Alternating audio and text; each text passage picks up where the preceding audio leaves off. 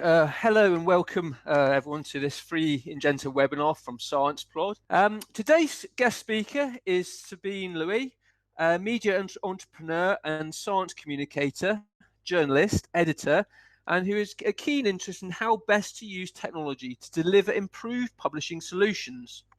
Sabine has built a well-established international career in science and technology, publishing in the past 20 years.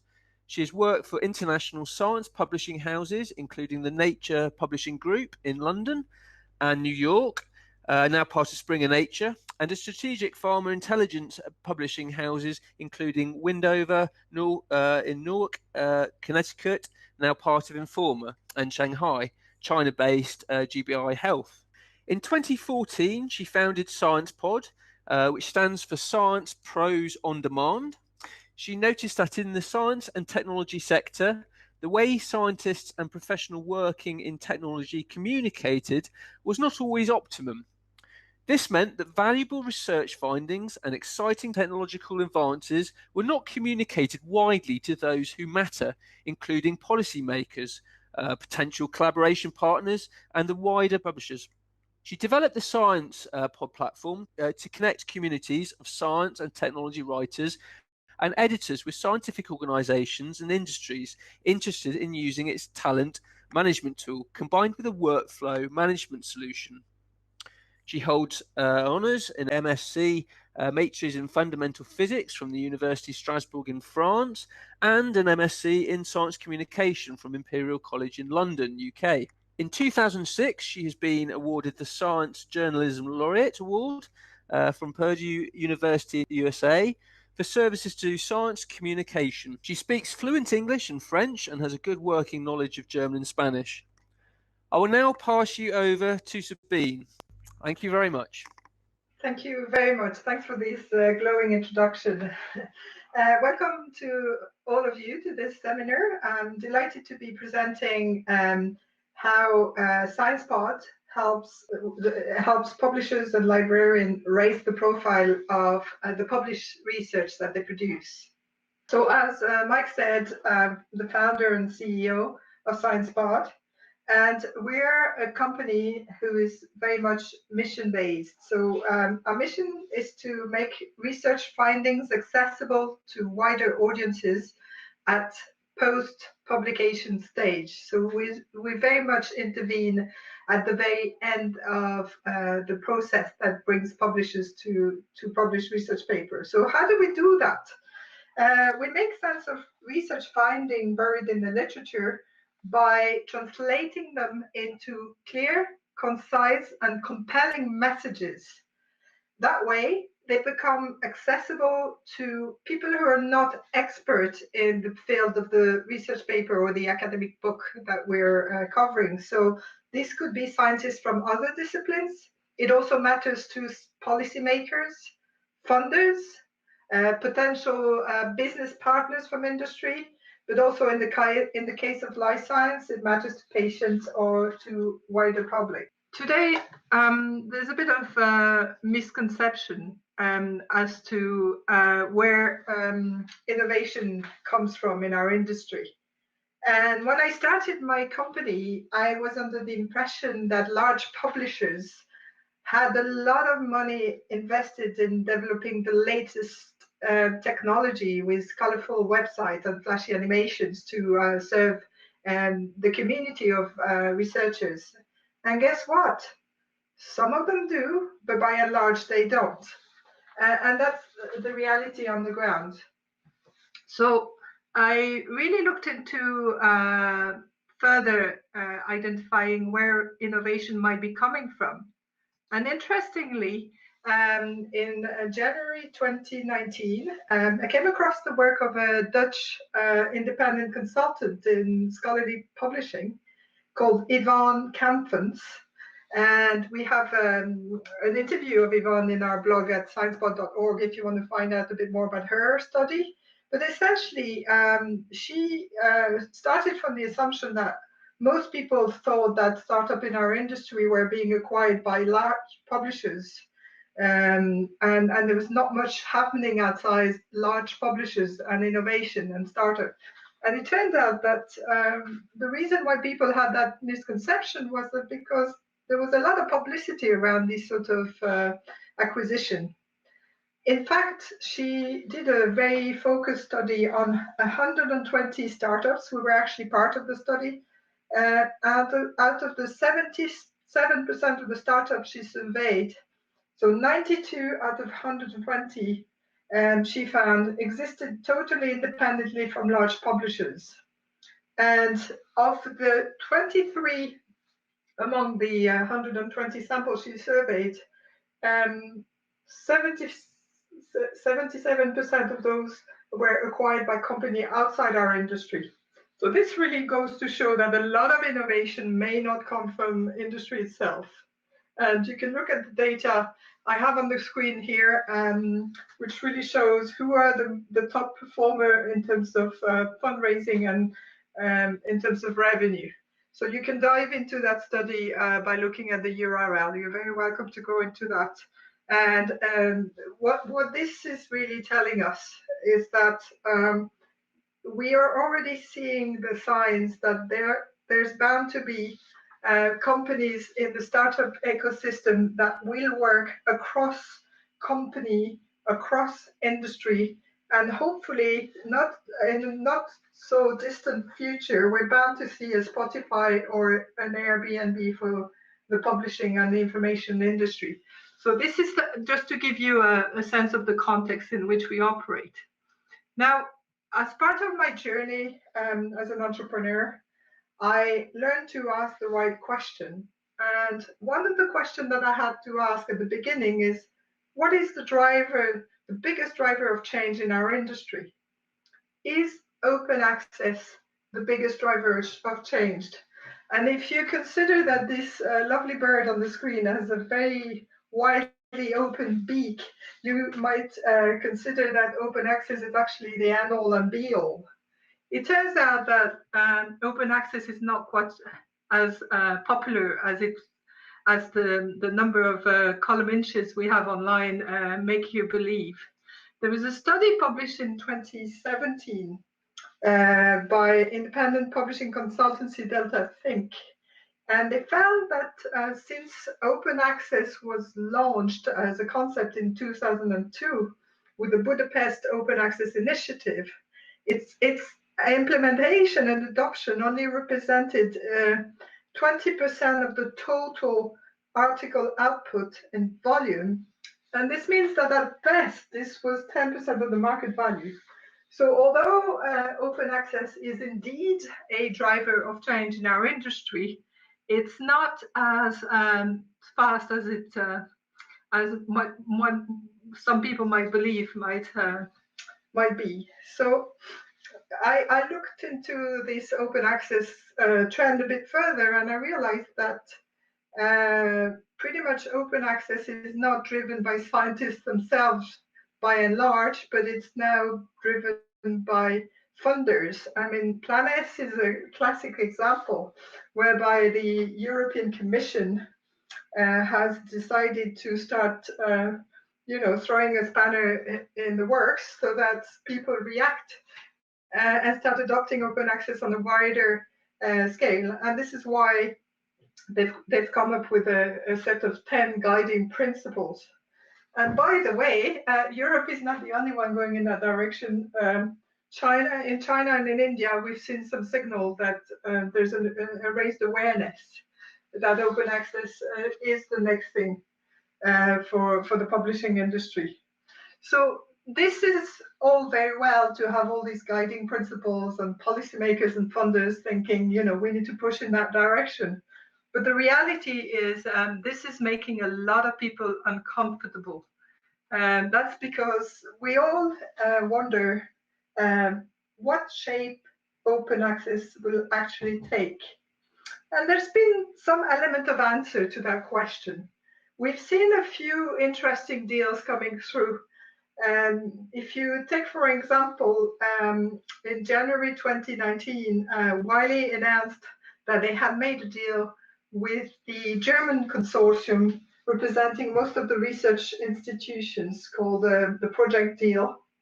And that was a 30 million deal. And that really shows that country-level deals between publishers and consortia could be one of the ways that open access is going to take root.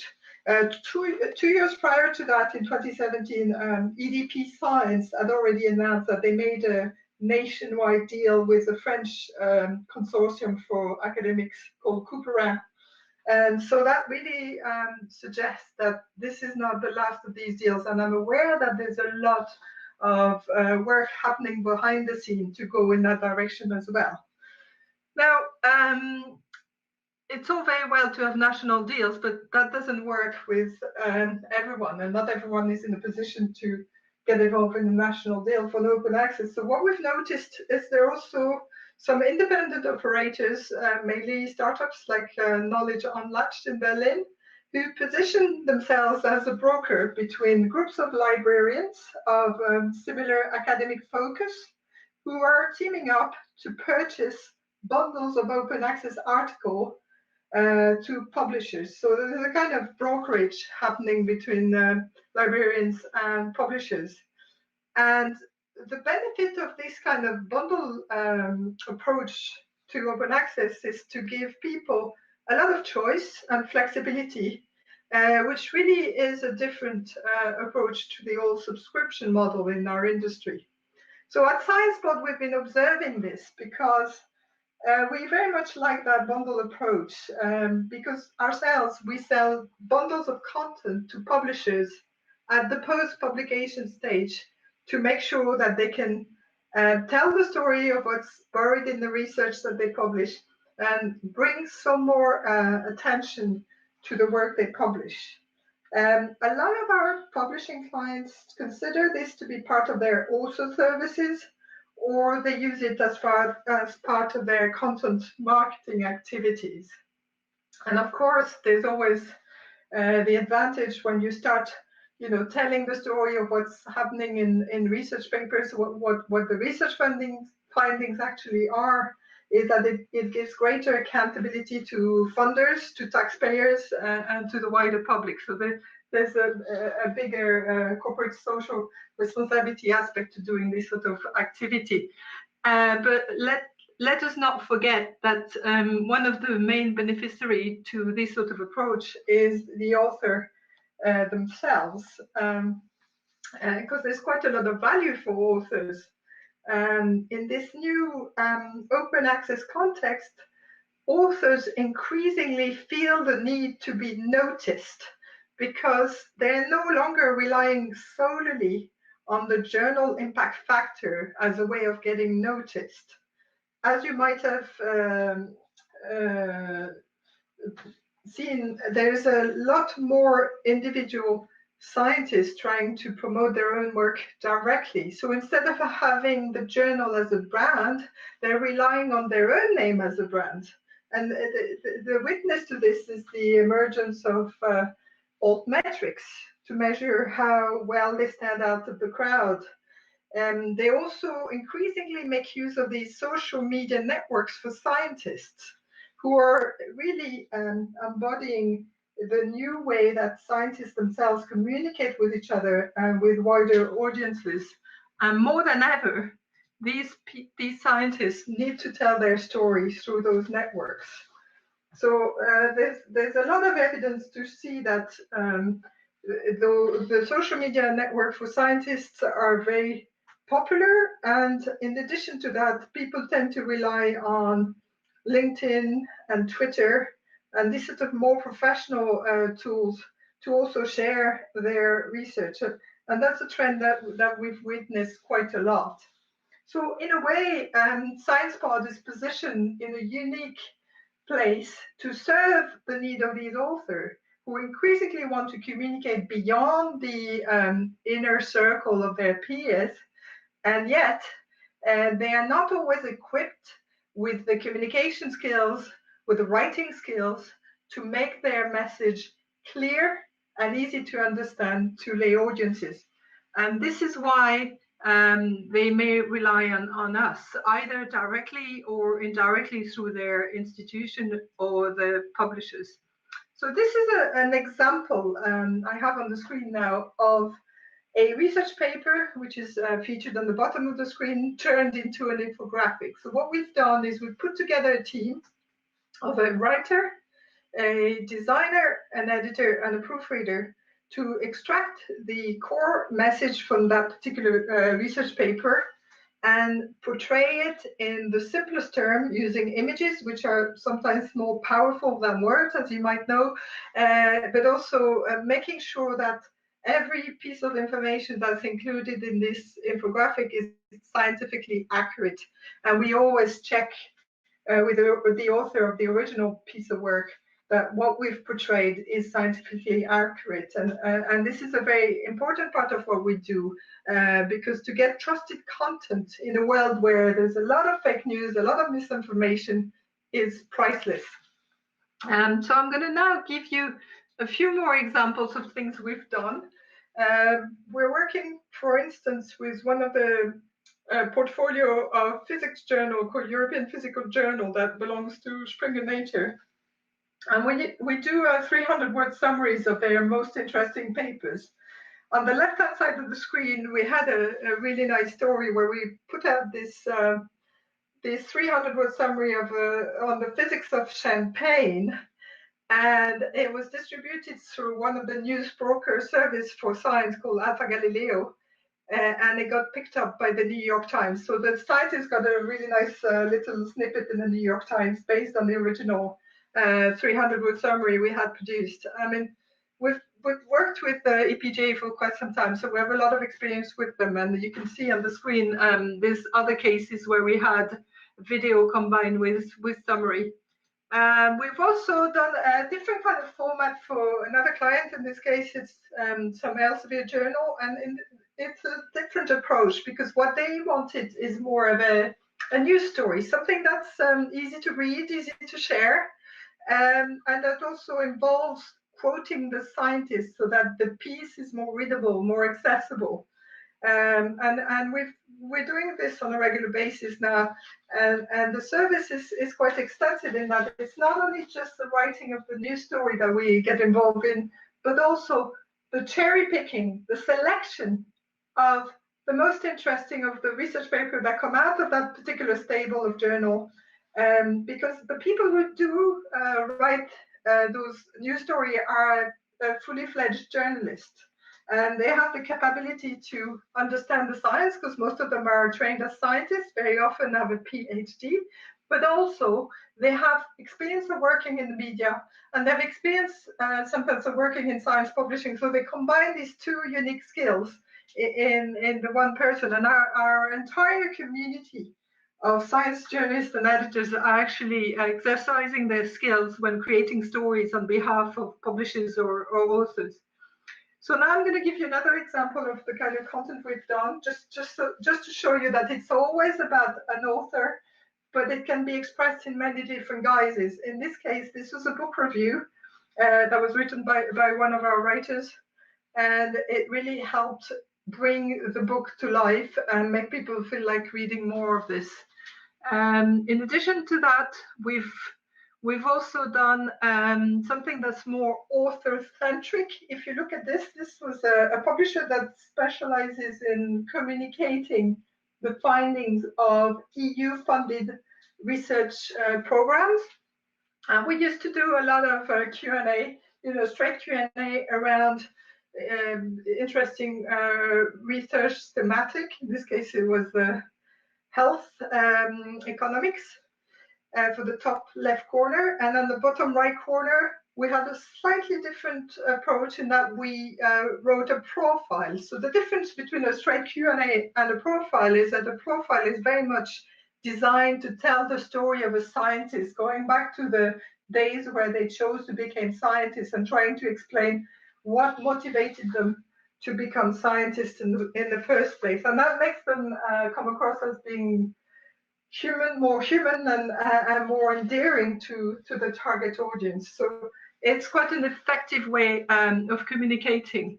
Here I have another example of podcast articles. We used to run a magazine called Euroscientist on behalf of a non-profit association of scientists called Euroscience. And we did quite a few of these podcast interviews.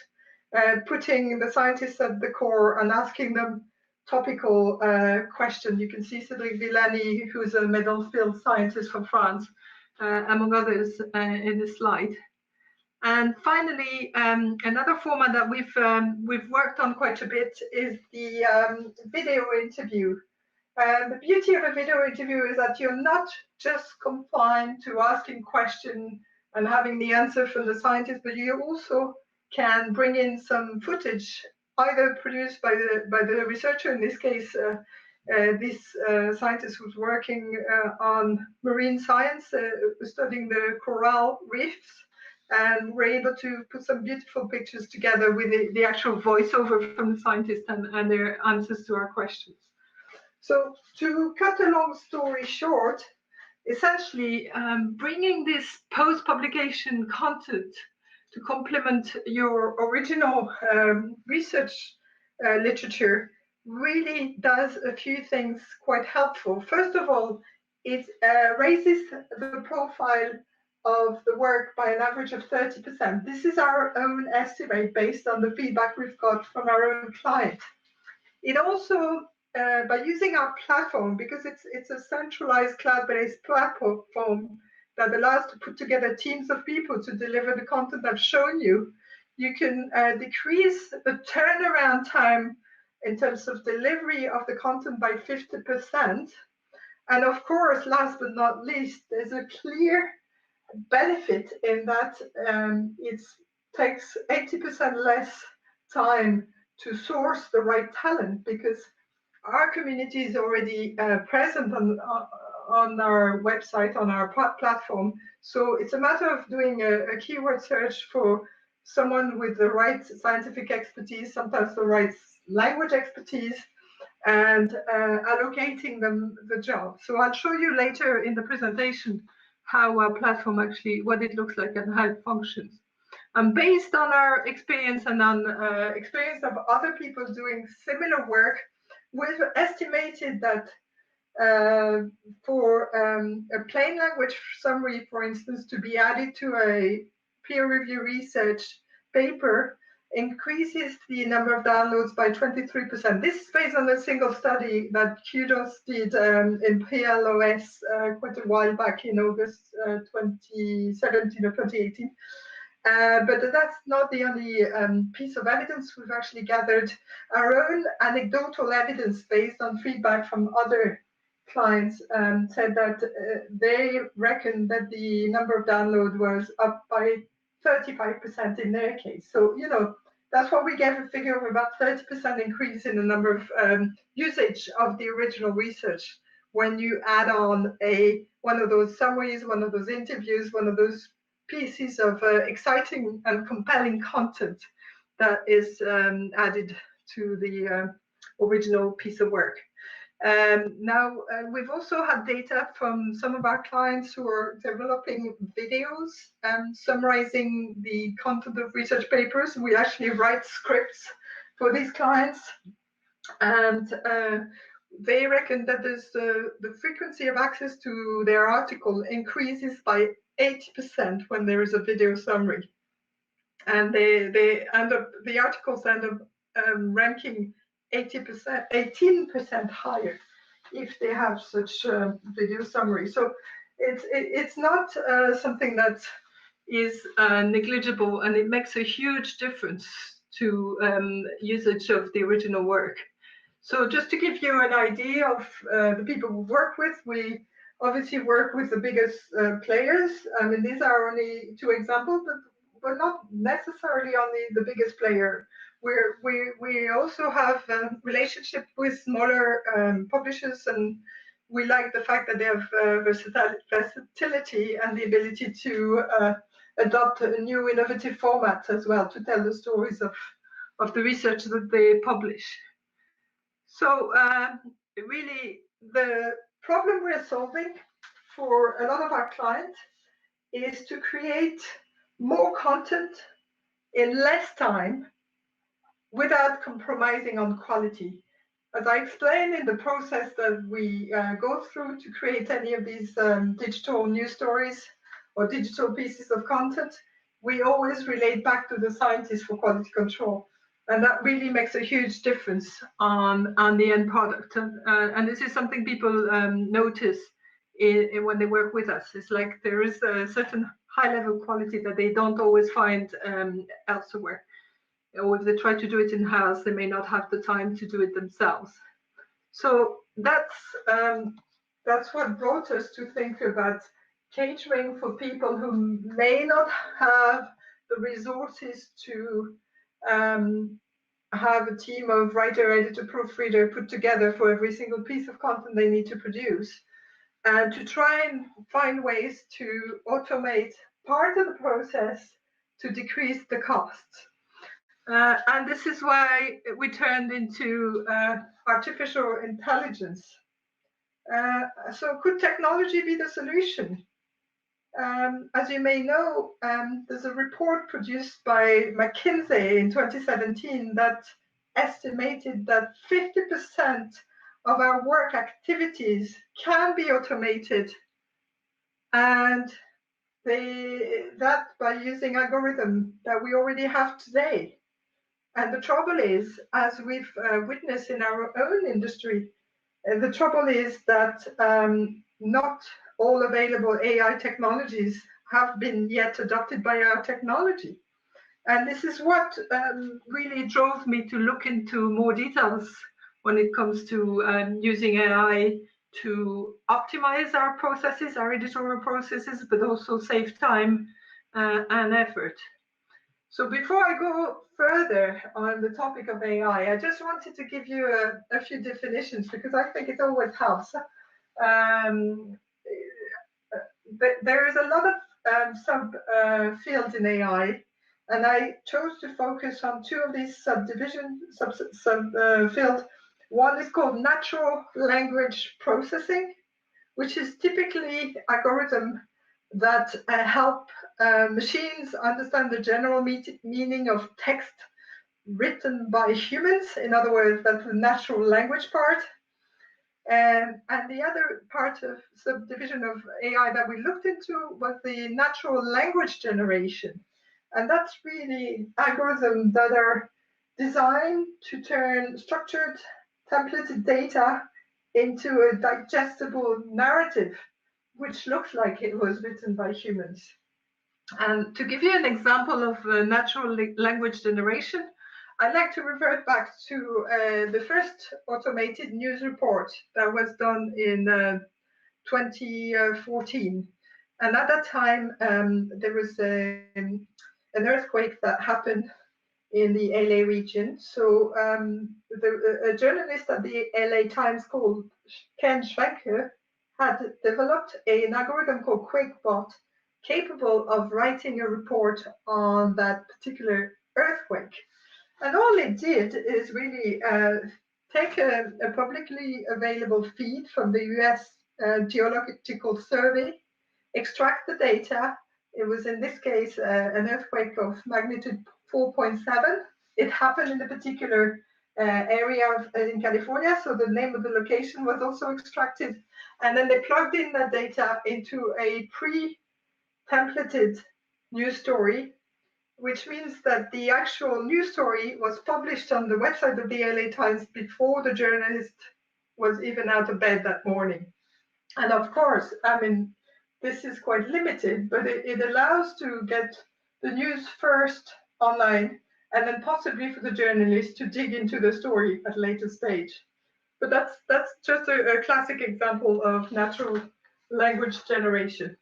Now, at SciencePOD, we felt that this is really a very useful tool, but that not maybe the best suited tool for telling the stories of research, particularly because the complexity of the data in research papers does not always lend itself to automated news writing. So instead, we asked the question, could we raise the profile of scientists by using another branch of AI, the natural language processing? And this is exactly what we did. We've developed a prototype to automatically extract meaningful sentences from research paper using state-of-the-art algorithm and turn them into research summaries. I'm sure you're very curious to see what these look like, so I brought you a sample. And you can see on the left-hand side of the screen, that's the original research paper that was used for this exercise. On the right-hand side, we've replicated the title. And then, because we're true to our mission to make science available to audience who are not specialists in the field of the author, what we've done is we've provided context. So context come in the form of keywords. As you can see, they're the most important keywords extracted from the text automatically. Then context come in the form of spelling out the acronyms that were part of the original piece of research. And also, when you look further down, you see ontology in big capital letters. So what these ontologies are, they're basically definitions in plain language of the most technical words in the paper. So if you look at the last ontology, the word molecular dynamics, it really gives you an idea about what this is about. So, and finally, the sentences in color, in red, in yellow, and green are the actual summary. So I can reassure you that no human was harmed in the process. Actually, only the scientist who did the algorithm actually sweated quite a bit to make this happen. But this is quite an interesting result in that it's our first generation summary, and it allows someone who's not skilled in the art of the discipline to still understand what the research paper was about. And now this brings me on to my conclusion that there is a good news and a bad news in this. For people who are, like myself, professionally make a living from creating content, it's good news because the algorithms are a long way from writing proficiently. And you can imagine that the algorithm will just support the work of writers and editors rather than replacing them. The bad news is more for publishers who are always trying to cut cost because the algorithms are a long way from writing proficiently. So it's very clear that AI is not going to take over anytime soon, but it's also very clear that it can potentially augment our capacity to an extent that we can save time and effort. And there's a very clear rationale for summarization of research paper. First of all, there's a clear potential help provided to authors. You can imagine having this automated summary sent to the author for editing to refine them. And then author themselves can share them within their community on social media and try and stimulate further multidisciplinary research by making their work accessible to people who are not experts in their field. And of course, they can be more accountable to the likes of funding agencies. But there's another reason why these summaries could be helpful. A lot of scientists depend on literature searches, and they have to go through so many different papers. These sort of summaries could potentially help them curate the most relevant studies, but that can also help publishers who need to select the best papers to highlight or promote, or turn into news stories or press releases. And potentially, you can imagine that some publishers may decide that summarization is a good way for pre-assessing a paper when it's submitted before the peer review takes place. There's another rationale for using the kind of summaries the way we've structured them is because we can extract the most important keywords. We can also imagine putting these keywords in the metadata so that the papers become more easily discoverable. So again, this helps the original work gain a larger and more diverse readership. But above all, if we combine our strengths between the SciencePOD platform, which has this community of professional science writers and editors, and the summarization piece, then we could potentially anticipate that this is going to help publishers save a lot of time and effort and cost when they want to create content for content marketing. And that's exactly what we're doing at the moment. We are combining these two elements so that we can create more stories at a reduced price because we have the summary as a starting point. So I'm going to give you a preview of what my platform looks like. On the one hand, this is a tool that allows to create a brief, and you can see it at the bottom of the screen. There's a brief, and then reach out to the right talent from our community through a keyword search. You can see on the top left corner of the navigation tool, there's a creator search option. Allocate the job to a writer, an editor, and a proofreader from the community. And as you can see in the middle of the screen, what our platform does very well as well is to establish a workflow, a preset workflow for the quality control of every piece of digital story we produce through our platform, with an editor intervening after a writer, and they do this iterative writer-editor job before the piece gets proofread. So ultimately, by creating those digital stories, what we managed to do is to open new audiences to publishers by taking science out of its silo. And this means that there's more accountability to scientists from other disciplines, to policymakers, to funders, to collaborators from industry, to students, and to the wider public. So we're bringing back original content to a new level. And I believe this is how science publishing is evolving in itself. So I'd like to thank you for your attention. If you have any questions or any comments, I'd be delighted to respond. Thank you. Well, thank you very much for that, Sabine. SciencePOD certainly seems to be a very interesting and helpful organisation. Ingenta will actually have more webinars. We've got more free webinars scheduled over the coming months, so please check them out on our events page, and also to make sure that you register for these on the Ingenta YouTube channel, where you'll be able to hear other previous webinars we've actually done as well. We've also got our Twitter feed, so please check out the @WeAreIngenta.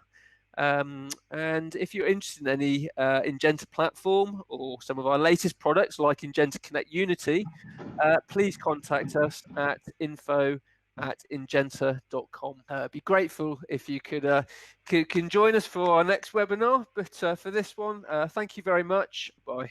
Thank you. Thanks, Mike. All right. Bye.